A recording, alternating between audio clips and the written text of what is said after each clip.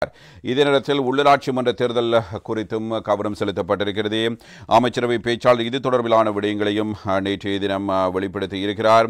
அதிலும் குறிப்பாக உள்ளூராட்சி மன்ற தேர்தலை துரிதமாக நடத்துமாறு நீதிமன்றம் உத்தரவு பிறப்பித்துள்ள போதிலும் ஏற்கனவே தாக்கல் செய்யப்பட்டுள்ள வேட்புமனுக்களுக்கு அமைய தேர்தலை நடத்துவதில் சிக்கல்கள் காணப்படுகின்றன. எனவே வெகு விரைவில் கட்சித் தலைவர்கள் கூட்டத்தில் இது தொடர்பில் தீர்மானித்து ஜனவரியில் தேர்தலுக்கான தினம் அறிவிக்கப்படும் என அமைச்சரவை பேச்சாளர் நலிந்த ஜெயதிசவினால் இவ்வாறு தெரிவிக்கப்பட்டிருக்கிறது.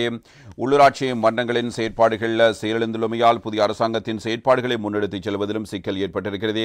எனவே உள்ளூராட்சி மன்ற தேர்தலை நடத்துவதற்கு நிதி நிலைமைக்கு அப்பால் ஏற்கனவே தாக்கல் செய்யப்பட்ட வேட்புமனு தொடர்பில் பாராளுமன்றத்தில் கட்சித் தலைவர்களிடத்தில் இணக்கப்பாடொன்றை எட்ட வேண்டியிருந்தது.